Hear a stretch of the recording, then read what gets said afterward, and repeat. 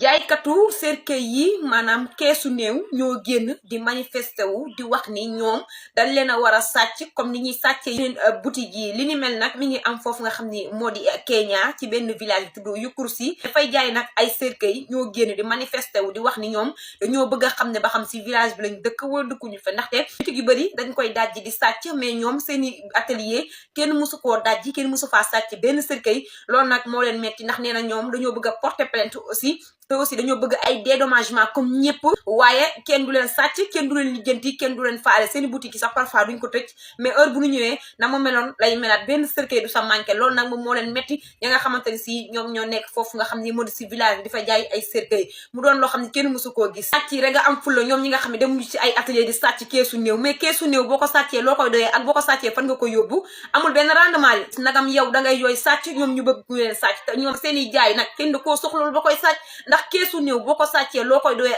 kuy ñaxtu di ñaxtu bay ñaxtu bëgguñu sàcc la ah yéeme na de ay ca mi noonu sama gaay